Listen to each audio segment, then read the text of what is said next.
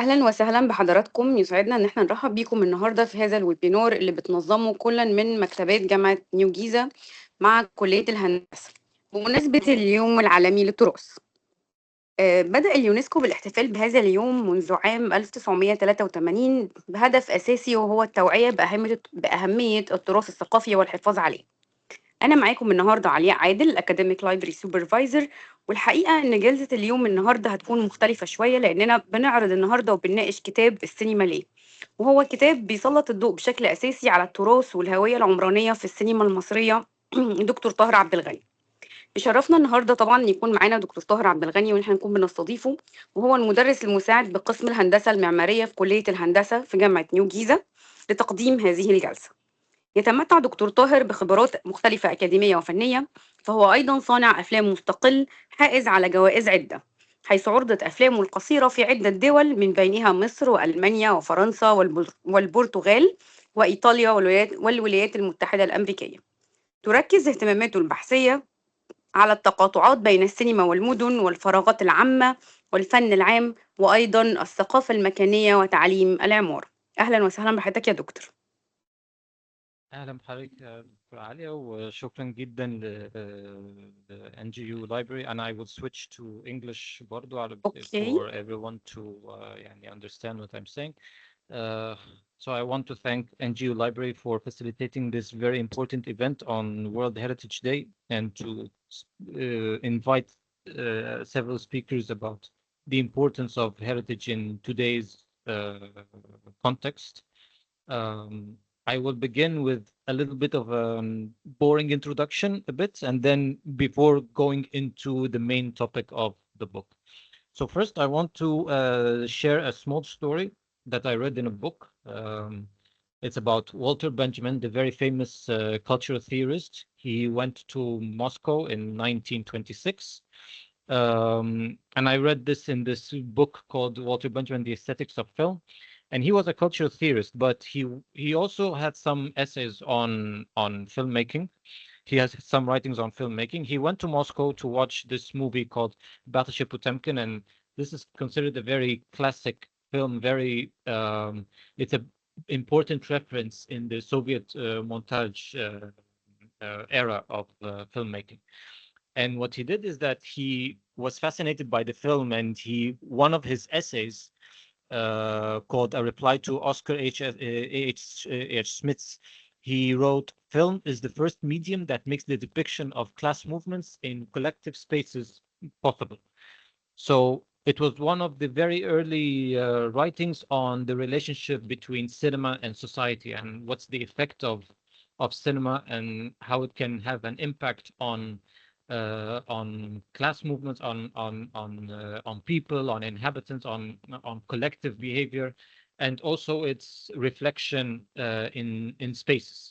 And this inspired him to make this book, The Work of Art in the Age of Mechanical Reproduction, which is very important book for cultural studies, art studies, history, sociology. It's a very famous. It's his masterpiece.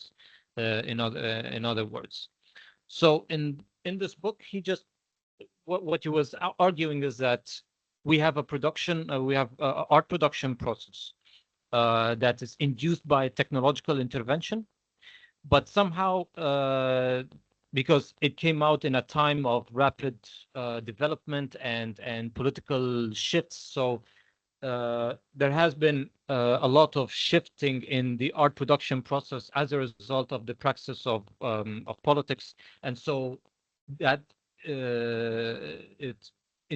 it caused the intervention of technology and rapid development in the production of arts.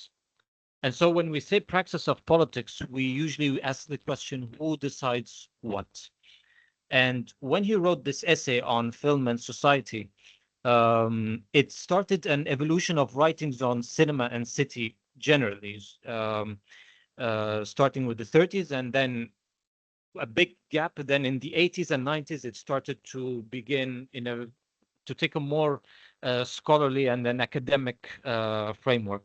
So basically, the writings on cinema and the city, All the authors wrote about film, how it reflects the city, how the film interprets the city, and how film constructs the city. And here I want to add film archives the city. Now we don't just think about how film understands the city or reflect it or interpret it or how we understand it, because there has been extensive writings on that. But the idea of archiving the city through something or through a medium that falls outside the formal archival bodies like maps or urban planning documents and so forth. So archives have been in they're very old objects, and they have been perceived as objects of cultural heritage ever since the 19th century.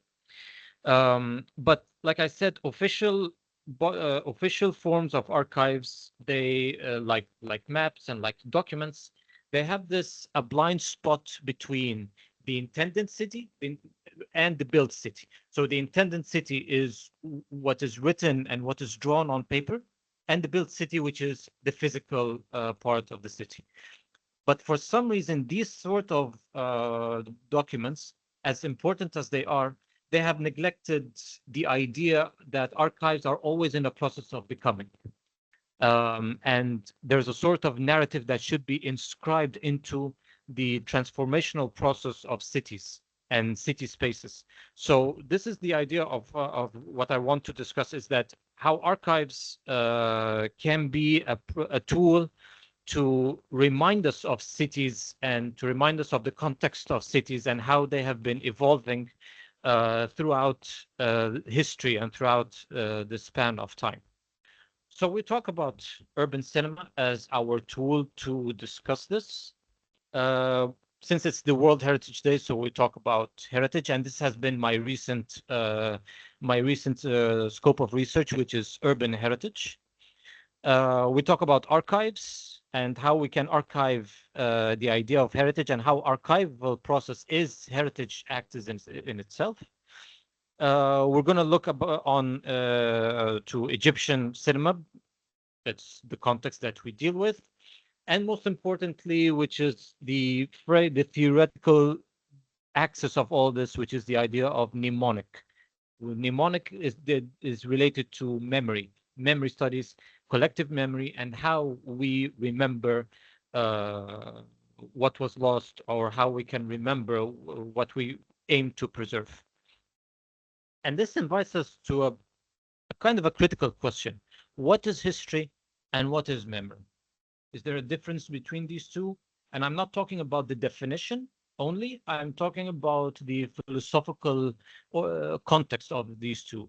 What can we say about history? What can we refer to as history, and what can we refer to as memory? So before I came, like years ago, I came across this book called Material Mnemonics.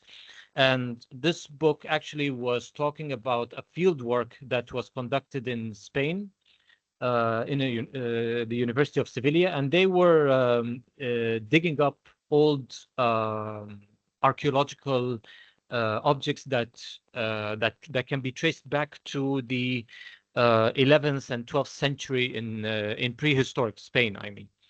So one paragraph, they say, beginning in the 90s, archaeologists and other scholars of material culture increasingly turned their attention to memory and devoted themselves to identifying and analyzing memory practices, memory sites, and material mnemonics.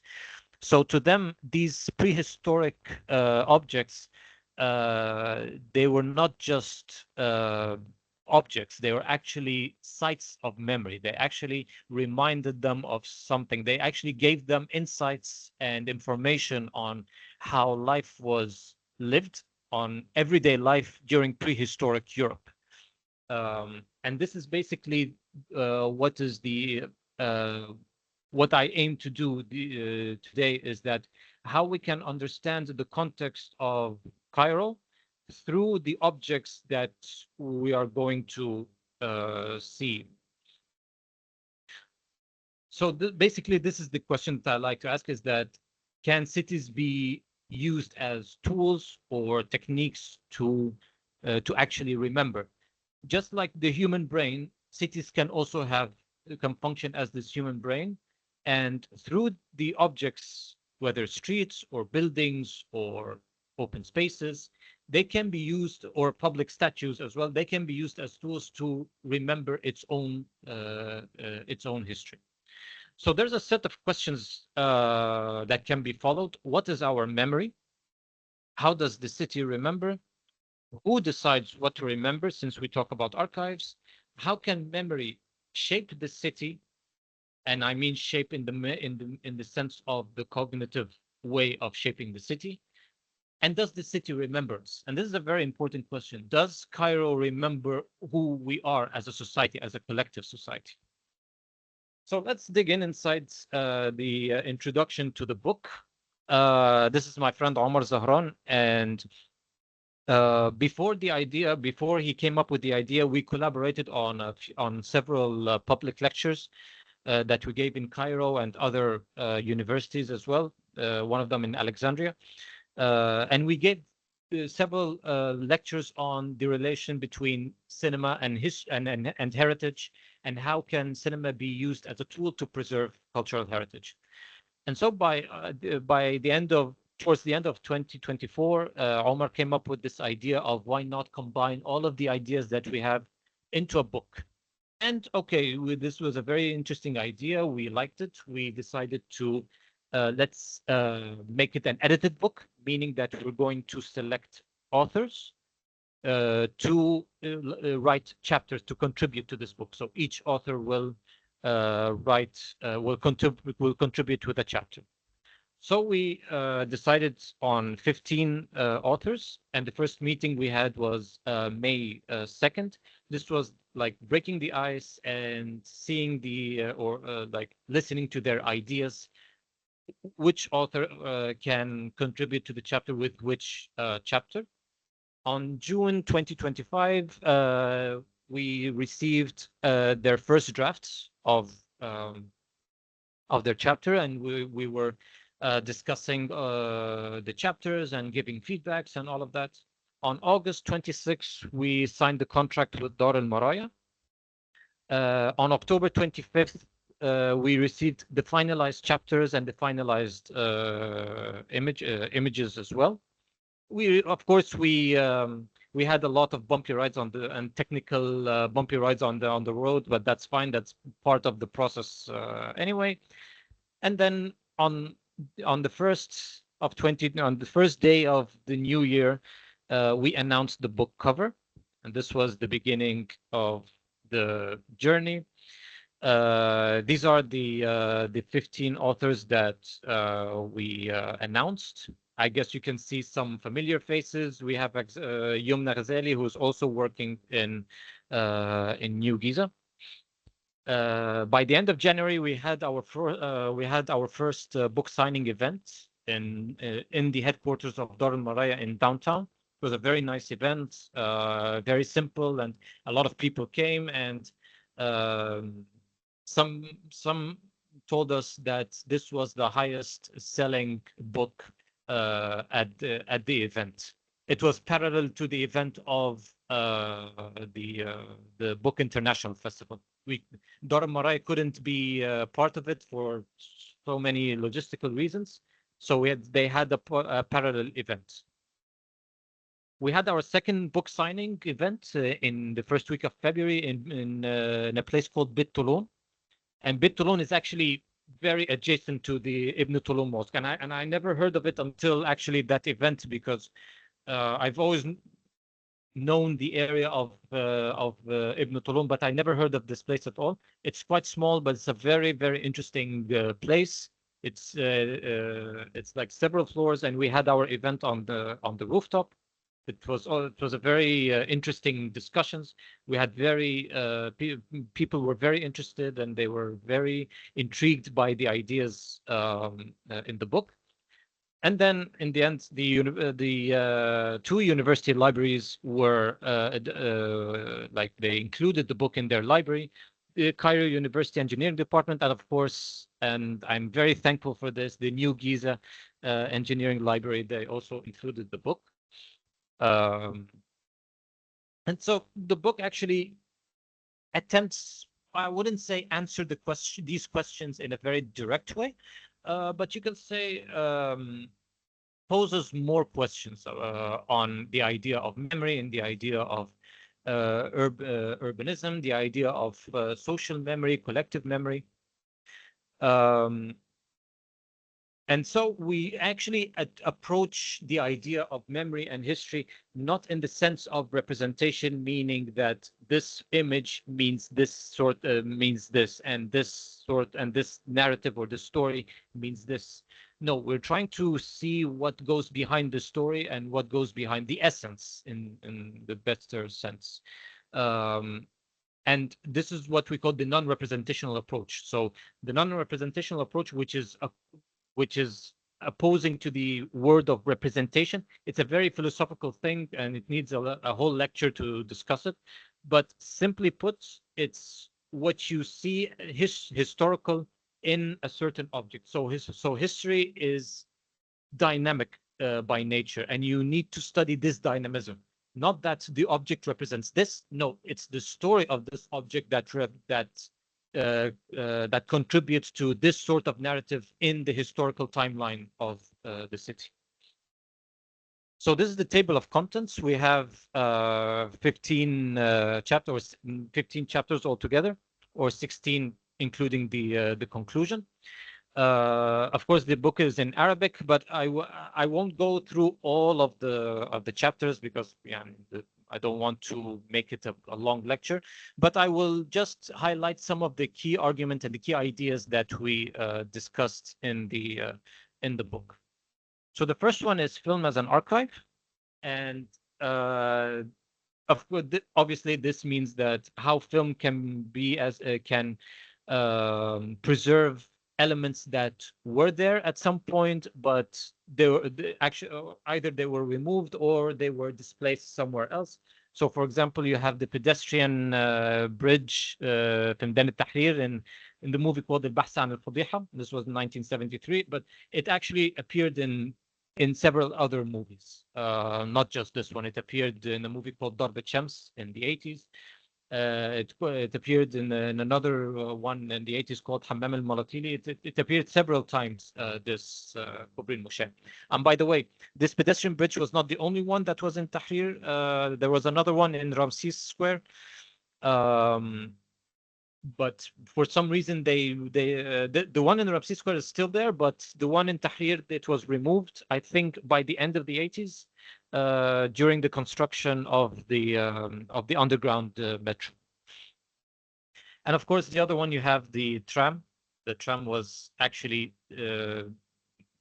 like driving itself in the middle of downtown in a movie called Haya or Mut in 1954. And this movie is a very important movie. By the way, I highly recommend watching this film because it is a very good example of archiving downtown.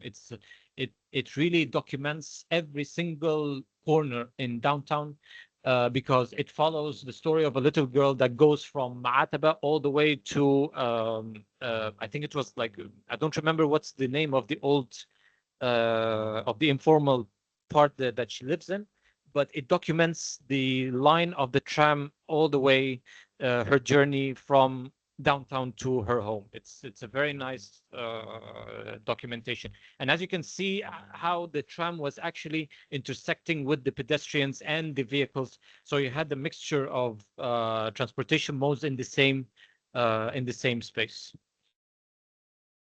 Another key idea was preserving what was lost. And this is pretty much close to the previous argument. For example, you have Nahdat Masr statue was actually in front of the railway station before Ramses statue was there. And you can see it in actually in two movies. You can see it in Si Omar in 1941, and you can see it in the other movie, Albi Dalili in 1947.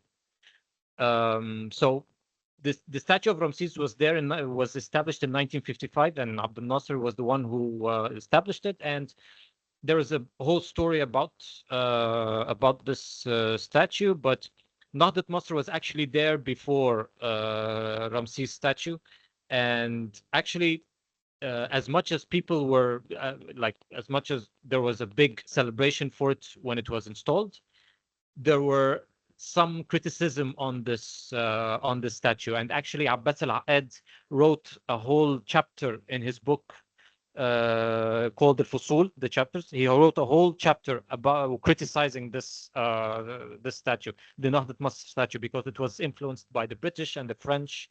It has a bit of a colonialist kind of story behind it. And the other movie is in بنات اليوم. It's a wooden bridge, and actually I don't know when exactly it was demolished, but I think it was demolished by the 60s or the 70s, and now it's a street. It's a normal street, but there was a wooden bridge in Maadi that was very famous for all these romantic movie scenes. هنا بنات اليوم ده عبد الحليم حافظ وماجدة. Another idea is mirroring or reimagining reality, and this is actually a very beautiful chapter by Dr. Minna Al-Husseini, because she was talking about the movie الفيل الأزرق, the second one, how we can reimagine old Cairo from the lens of fantasy and surrealism and all of that. So it was a very interesting idea, and actually this chapter posed a lot of critical thoughts about our built environment, our city spaces, and I invite you to start reading with this chapter. Resistance and resilience, how film depicts resistance and resilience. The first movie, of course, The Land, Al-Ard, Yusuf Shaheen. And Yusuf Shaheen, of course, if you know his films, it's all about resistance and resilience. But this one, of course, for me, it's my favorite. It's how not only the peasants who were, protesting, or not protesting, but they were resisting against الإقطاعيين, or like what do you call them, like the land private investors or private land owners, but it's actually about the idea of the land itself, how the farm itself, the whole land, the whole village itself was resisting against these people. And another one was actually a documentary in 1982. It's called الأحلام ممكنة, or Possible Dreams, by a female filmmaker called Atiyat al-Abnoudi, who was actually the daughter of Abdurrahman al-Abnoudi. And her documentary was she shot it in a small village في السويس, and it shows the everyday life of people living in this village. And it's a very interesting, it's quite a short documentary, but I also invite you to actually watch it, because it has very interesting insights on how resistance or resilience does not have to be protests, but no, everydayness, what you do every day, what rituals you do every day is actually a kind of resistance. Pre-1952 cinema was also a very interesting idea in the book by Muhammad Farid, and he was talking about the idea of Egyptian cinema. How do we define Egyptian cinema? Because Egyptian cinema can actually take on many forms. Can be Egyptian production, or is it the Egyptian filmmakers, or is it what the Egyptian or the Egyptian elements that are depicted in the movie itself? So we have, for example, a silent movie called Le Monstre, and you can see like there's a bit of Orientalist kind of depiction of Abul Hol and the pyramids. It was kind of stereotype about these sort of elements and how heritage can be depicted from an Orientalist point of view. And the second movie, برسوم يبحث عن وظيفة, or برسوم was looking for a job. This was also a silent movie, and you can see Saad Zaghloul, the leader at the time. This was also it's an Egyptian setting, but the production was not Egyptian. Social practices and rituals. You can see, for example, heritage, the kind of intangible heritage, which is Tahtib, for example, in Gharam fi Karnak in 1967. This is also a very very important piece of heritage that we see up until now. And another chapter was dealing with food and the rituals of food and how the kitchen and the utensils and all the context of food changed in the movies starting from the 50s up until now. For example, you can see the طبلية or the very low table اللي بتتعمل عليها الملوخية يعني in the movie رتيل. Social elements also, like the clothes, fashion design in Ibn Hamidu, for example, this kind of sales, the salesman design, but also the chapter was discussing other forms of fashion as heritage as well. Social elements in the form of architectural elements like al-Mashrabiyya في بين القصرين, and actually if you watch the movie or read the book, you know that the Mashrabiyya actually played a huge role in بين القصرين in the whole movie actually. And the last one is the contextual praxis of cinema and how the changes that happened on the political, economic, artistic, and social changes were actually depicted as heritage in films. So, for example, the housing crisis that Egypt was undergoing during the 80s, and this was in Karakun fi Shara, Adil Imam and Yusra, when they had the big, big vehicle that they lived in, because they couldn't afford staying in a house. It was a quite a big crisis in Egypt at the time. Or another chapter which actually did not include any movies, but it included what's behind the movies in the terms of critics, the Egyptian Association Film Press, the film festivals as well, and this was a very big portion in the chapter. How do film festivals play a role as a form of heritage, starting from the Cairo Film Festival all the way to Guna Film Festival today, and whether something like Guna Festival, we're going to look at it as heritage, let's say 50 years from now. So we considered this book as a sort of a preliminary archival project. It's a very simple book, by the way. It's not very academic. The tone is very simple. Okay, it has a lot of theories, but the theories are very simplified. So we wanted to actually reach out to a large number of audience who are mostly not experts in architecture or urban or even filmmaking as well. So that's why we try to keep the language of the book as simple as possible. And in the end, this question always comes up when we talk about filmmaking as archives. What happens when archival practices fall outside the institutional framework? And I don't mean undermining the institutional roles like universities and libraries and all of that, but what happens if we have tools like films, for example? How can we use them, and how can they be fitting within this institutional framework? And I always invite people to actually talk about this and talk about cinema as a tool to actually know who you are, know the place that you're living in, understand the city, understand the society that you deal with on a daily basis. And so in the end, I would like to thank you all again. And I also have a YouTube channel, and you can scan the QR code if you are interested to see some more lectures and or short movies that I've been making before. Yeah, and it's good that I tried to keep this lecture a bit short, so I hope I did not take so much of the time, especially in the late in the evening. So thank you so much for the NGU library and listening to your comments or questions. Thank you.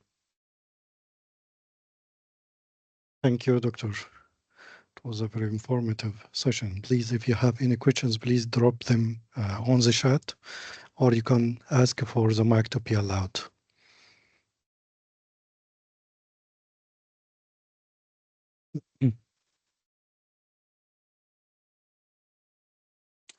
There is a question. Can you see it, Dr. Tauher? Okay, from Dr. Ahmed. Dr. Ahmed, yes. Yeah, he was saying, is there any artwork discussing the story behind the architectural persona of the Egyptian cities through history, buildings like building mosques, for example, why Korba looks how it does now, and why it is different than Maadi? The story behind the architectural persona of the Egyptian cities. Artwork, you mean films or artwork in general? Because well, in general, I'm not so sure, but in films, you wouldn't find. Okay, you would have to look up this yourself, actually, because we have a problem in the idea of having a film archive or a film archive actually that traces the transformation of cities or of certain neighborhoods, because for example, let's take Korba, for example. You'll find documentaries that were actually produced way before, like maybe in the 30s. But also you'll have movies that are depicted in the 60s, and you'll have movies that were depicted in the 90s also, and also in 2010. So if you want to actually understand this transformation, you'll have to collect all these films and trace this transformation, and then you can come up with the persona and say, okay, this changed from this to this to this to that. And this is what makes it actually different from other neighborhoods. For example, if you pick Maadi, if you pick Zamalek, if you pick Muhandisin, you can look at certain urban elements, let's say, or even architectural elements. Let's say the percentage of green areas. Let's say the الزخارف, the decorations on the buildings, or the architectural style, like the porticos, for example, or the street width, or landmarks, certain landmarks. If you can trace these changes, you will start seeing how different neighborhoods are different from others, and how they actually transformed differently from each other, depending on the political and economic and social context and changes that happen. Because, for example, if you trace Korba's the changes in Heliopolis, for example, it's not the same as the changes in Muhandisin, which is not the same as the changes in downtown Cairo. The changes happened in certain patterns, and and films, they preserve these patterns and they show you these patterns. I hope this actually answered the question more or less.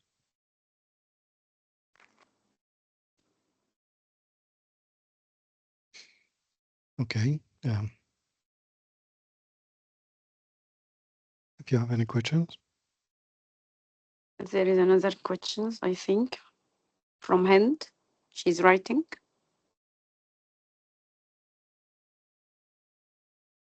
Okay, while she writes her question, I have a question, Doctor. And okay, what is the visual narrative that current Egyptian cinema, are leaving behind for future generations? Actually, this is a very good question, because we were actually at a previous lecture, me and Omar, and we were discussing this question.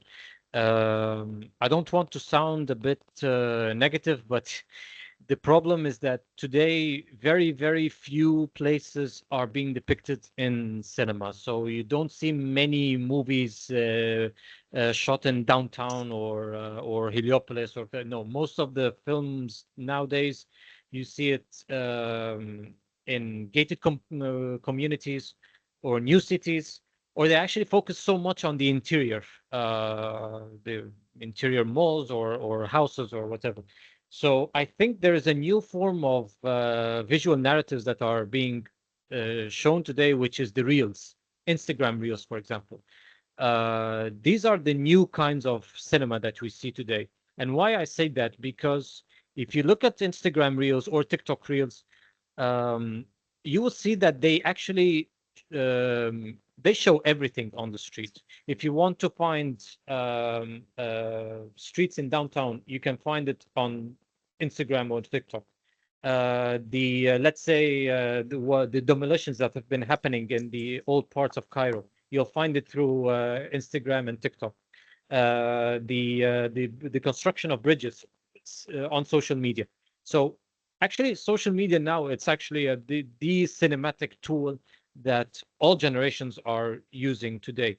And this is a positive point, because now you don't have to be a well-trained cinematic person with high equipment and expensive tools to make a movie that requires thousands and thousands and thousands of millions of pounds to be spent.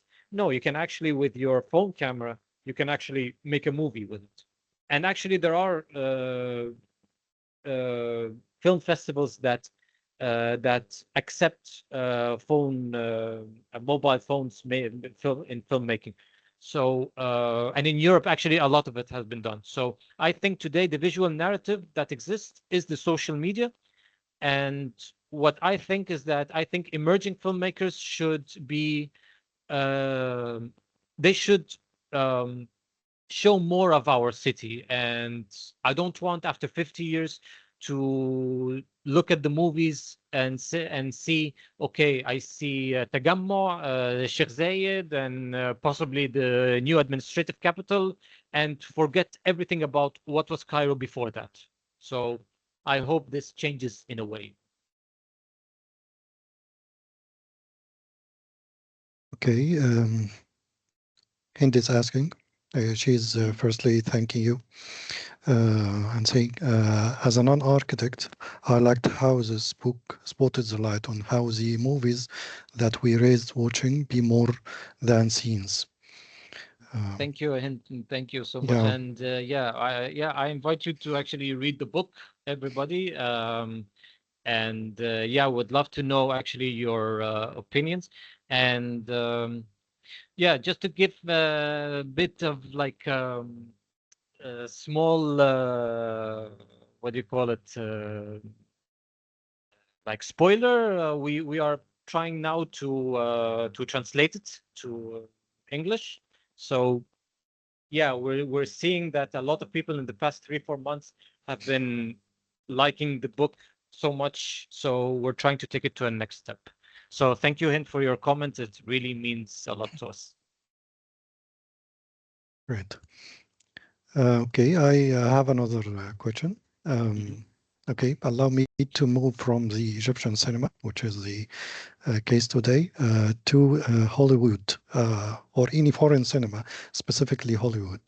We have suffered from the distortions of the Egyptian cities or the heritages like they depicting in Egypt as a desert, ancient ruins, or chaotic bazaars, if you know what I mean. It's not like a civilized country or something. Exactly. Yes. And actually, this is something that goes back to the idea of colonialism, but actually it actually goes back to actually before movies, like the paintings, for example, and all the maps that have been drawn by the foreign archaeologists and travelers who came to Arab countries and started to draw maps of all of these countries that they saw, based on what they understood of the society that they see in front of them.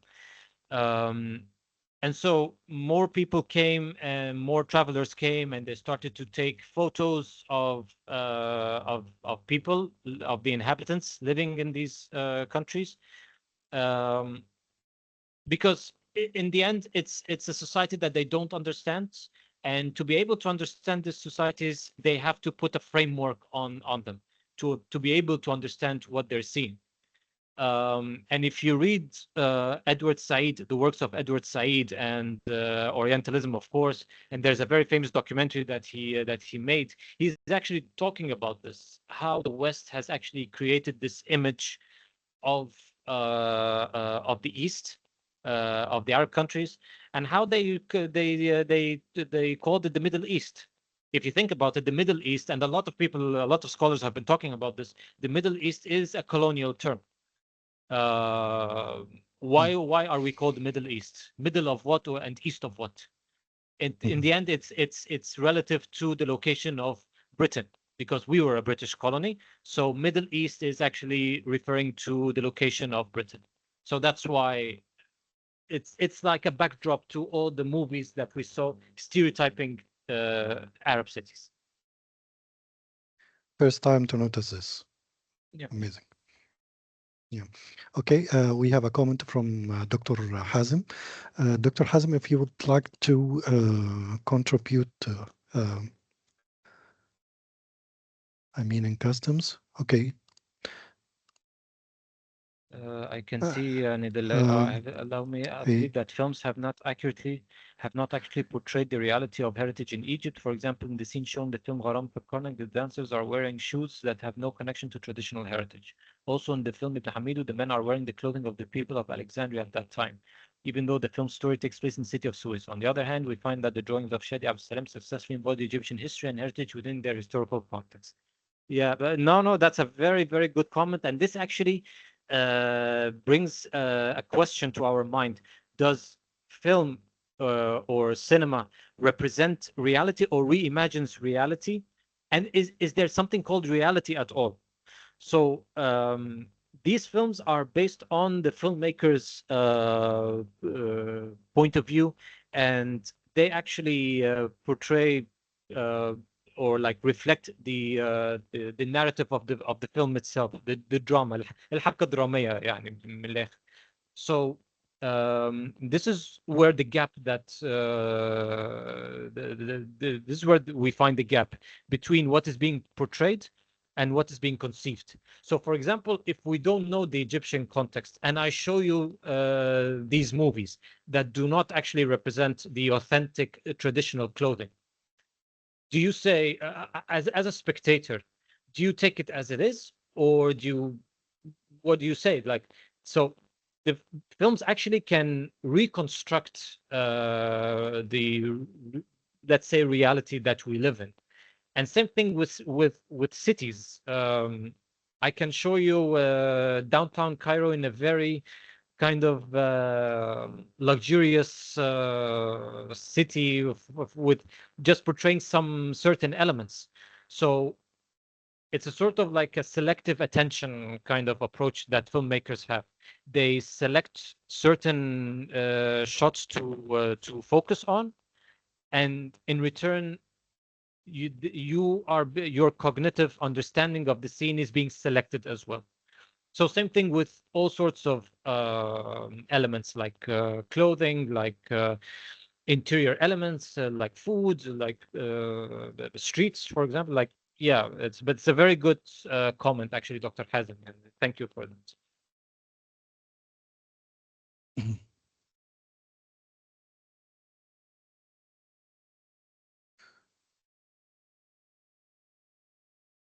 Thank you. Okay. Thank you. Any more questions? Zainab says, There's thank you for the evident effort. I'm confident this book will be the most borrowed in the coming period in our libraries. Let's wish all of our books to be. Okay. Okay, as we are approaching to the end, we are unfortunately have to wrap up. Yep. Thank you, Dr. Tahir. Thank you so much. Thank you so much, everybody. And if anybody needs anything, if you want to get in touch, yeah, I can show. Yeah, you can actually can scan the QR code and we can get in touch whenever you want. Okay. We have another comment. Thank you for the wonderful presentation, says AJ Robinson. Yeah. Thank you so much. Thank you so much. Okay, thank you all. Have a good night. Thank you and Thank good you. night. Thank you very much. Thank you. Bye-bye. Bye.